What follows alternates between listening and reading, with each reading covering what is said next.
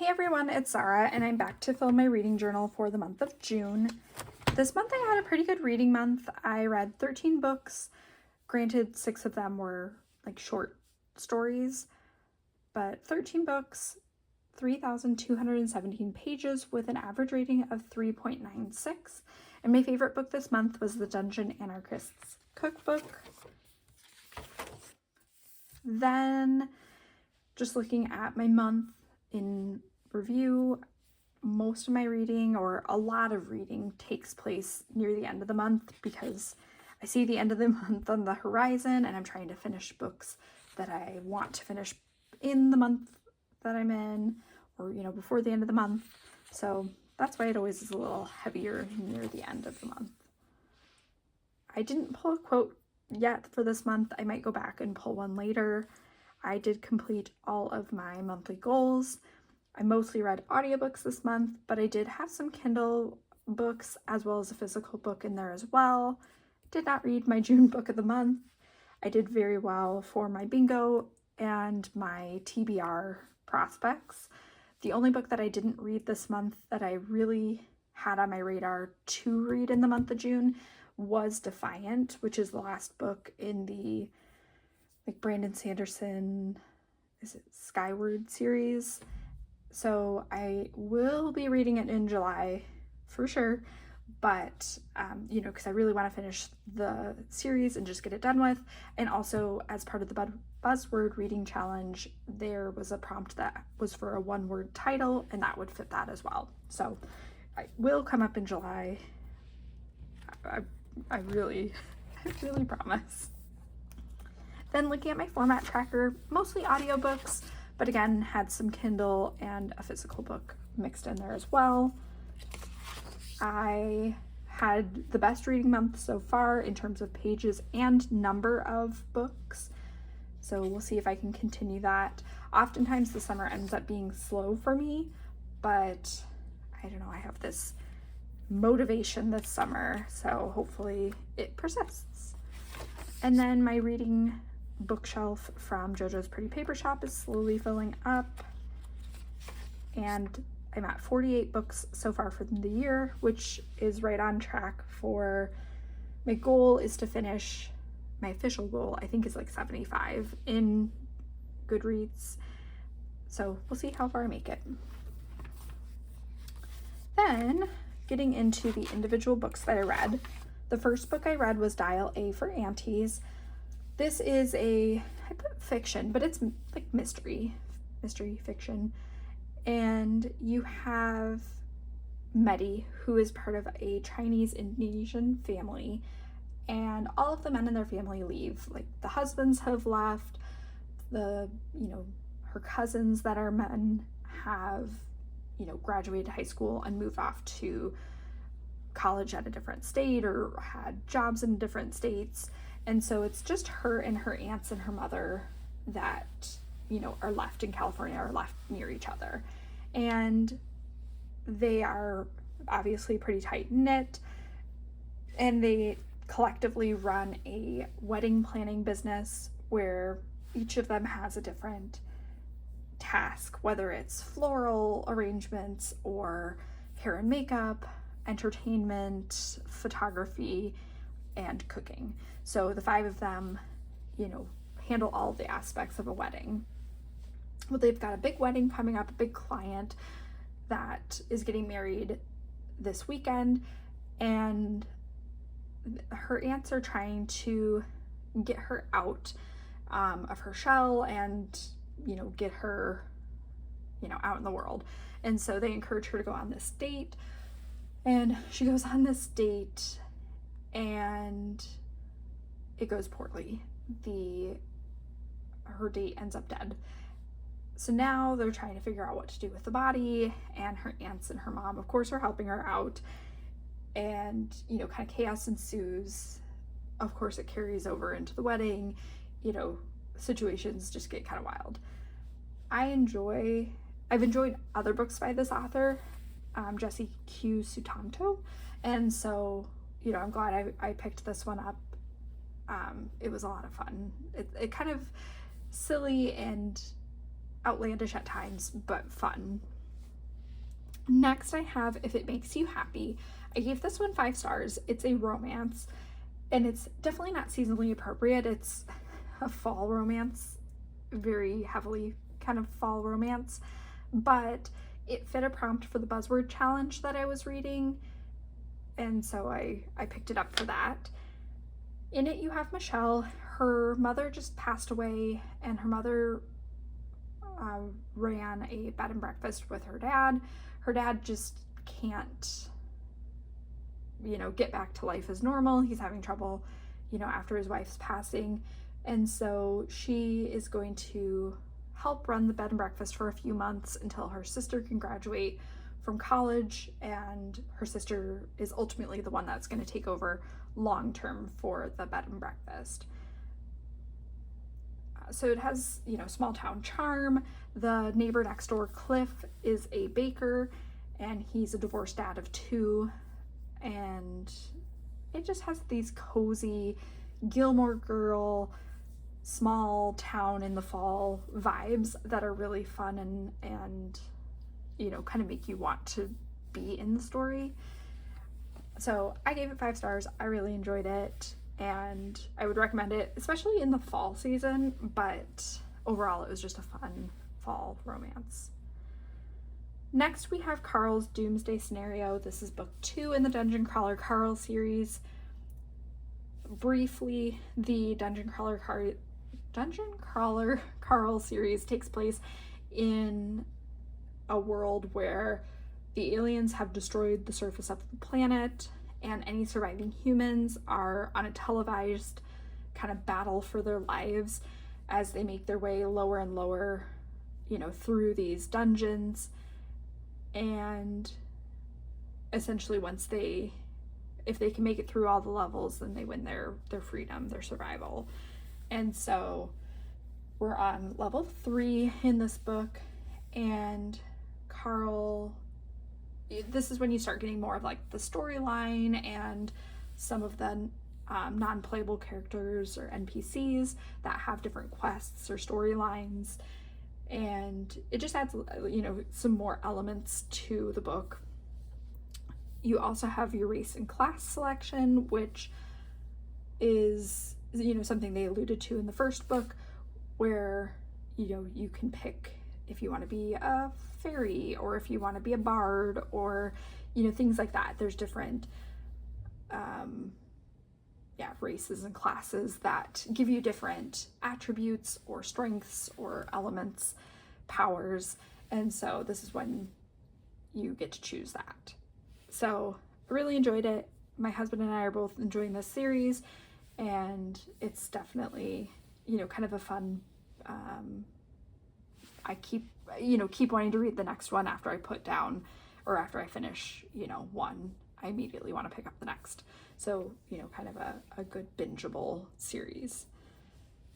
Next, I had Peril at End House. I'm rereading through all of Agatha Christie's backlog, all of her works, and Hercule Poirot is my favorite of her detectives, though I like Tommy and Tuppence as well.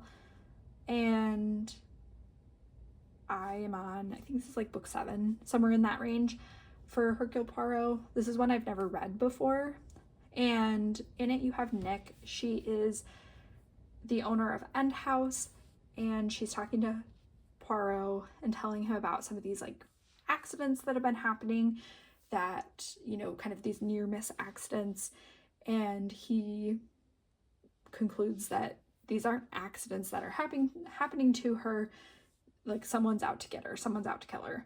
So he is going to try to investigate, figure out who is trying to kill her before they succeed. Just a really good classic mystery. Wasn't my all-time favorite of Agatha Christie, but it was 4.5 stars. It was very solid, very good. I read it in one day, so that tells you something. Next, I have Dead Tired, and this is a mystery in the Expectant Detectives series. Book 1 I read like a year and a half ago when I was pregnant, and in that one you have a group of pregnant women who are all a part of the same birthing class, and while they're part of this class, someone is murdered and they investigate. In book 2, they're all like a year postpartum. It's the UK, so they're still on maternity leave, and they get involved in this eco-protest group that's protesting the destruction of an old-growth forest in their town. And as part of the protest, one night they all strap themselves to trees to, stop the bulldozers from coming in the morning and destroying the forest. And when they wake up in the morning, someone's been murdered in the group. And so now they're investigating that as well. I enjoyed it a lot. I thought this was good, especially if you are a new mom, or if you have younger children, toddlers. There's a lot of humor, related to breastfeeding or childcare that you might find really funny. I enjoyed that part a lot. Our main character is kind of ridiculous at times, and she has this dog that's mischievous. She has her kid, and so there's kind of a lot of fun elements to this story that I think set it apart. At this point, I don't see that there's a book 3 on the radar, so it might ever just be the 2 books in the series, but I really enjoyed them. Next, we have the Amazon short stories, and I always pick these up with the thought that they're going to be great. Even though I'm disappointed every time, they end up being, kind of okay overall. Maybe there's one story I really like, and there's usually a story or 2 that I don't like at all. And so that was the same for this collection, but they often release them in, Christmas time or the summertime, Valentine's Day, where it's just 6 short stories that have a theme. This one I think was all like second chance romances of some variety, but like I said, overall, I wouldn't recommend the collection. It was just kind of meh, but I did read them all because I felt invested enough to finish them. First up, I had S'more of You. This one is a summer camp romance. You have the 2 camp counselors who the female main character has had a crush on the male main character for the entire time that she's known him. They met at the camp 8 years ago when they were kids. Now they're in their early 20s, and she wants to tell him how she feels. She's not sure how to do that. She's not sure, how to flirt, but she is ready to tell him, that she likes him. And of course, he doesn't believe her because she's spent the last 8 years pulling pranks on him, and so he thinks it's all a joke. I found the characters to be pretty immature, and I don't like the trope or the, I don't even know if it's trope, but when you have a character who's very inexperienced, that she is, never been kissed, doesn't even know how to flirt, never been on a date, and then she goes from kissing the male main character into jumping in his bed 2 pages later. I don't know, I just don't find that very realistic. And so, I think this would have been better as a closed door romance, or, kind of a not spicy romance. And again, I didn't like the characters. So 2.5 stars, or maybe 2.25 stars, I can't remember. Next, we have Save a Horse, Keep the Cowboy. In this one, you have Josie and Wes. They both live, or they grew up in a small Texas town. He is a cowboy rancher, and then she wanted to be a singer. And they broke up 8 years ago because he didn't want to go to Nashville with her, and she went off, lived her dreams. Now she's a big superstar. She's back in town for her brother's wedding, and Wes has decided that he is going to win her over again, that he shouldn't have let her go, and he's going to use this weekend to get back in her good graces and tell her how he feels. For me, I found this one just okay. I also think it's kind of rude if it's your brother's wedding or your best friend's wedding that you would use that wedding weekend to further your own, personal agenda, that you would try to win back your ex-girlfriend. It's the other people's wedding, and everyone was just okay with them doing that, which again, I wouldn't have been, and I don't think that that's unreasonable, to expect your wedding to be about yourself. So I just gave it 3 stars. It was fine. Next, we have One Hot Summer Wedding, which is another wedding-based one. This one was probably my least favorite out of all of them. You have our female main character who gets invited to her like ex-best friend's destination wedding in Costa Rica, and there's some history with them that the ex-best friend like called off their friendship 8 or 10 years ago, and you know, they haven't connected in that time frame, but she apparently can't imagine getting married without her ex-best friend there. And then the female main character, she had a crush growing up on her ex-best friend's brother, and so obviously he's at the wedding too. Again, I just didn't enjoy the plot. I thought, you know, kind of the whole setup was just a bit crazy, and again, if it was my wedding, I wouldn't be inviting drama into it. You know, that's just asking for your wedding to be ruined, but you know, that's me. So 2 stars. Next, we have Bury Our Bones in the Midnight Soil. This was a big book last year. I feel like everyone read it, and so was it last year or the year before? I can't remember, but it's been on my list for a while to read, and I finally got around to reading it. It takes place, or it's 3 different stories that are intertwined that have to do with vampires. And you have, in the 1500s, you have Maria. She is from a, you know, like not super well-off family, but she knows that if she marries well, she's gonna, you know, be able to change the trajectory of her life into something better, perhaps. And so she ends up marrying well and, you know, moving away from her family. Then you have in the 1800s, you have Charlotte. She is involved in a bit of a scandal, so she's sent to London for the season, and you know, that's where her story goes. And then you have 2019 Alice, who's a college student who is trying to get a fresh start. She's moved away from Scotland, where she's from, and, you know, alluding to things that happened in her past that, you know, she's trying to get away from. So I really enjoyed this one. I thought it was really fun how the stories all kind of intertwined, and I liked the different settings, the different backdrops, the different timelines, you know, because it does cover quite a bit of, you know, 500 years of history stories. But I really enjoyed it. I gave it 4.5 stars.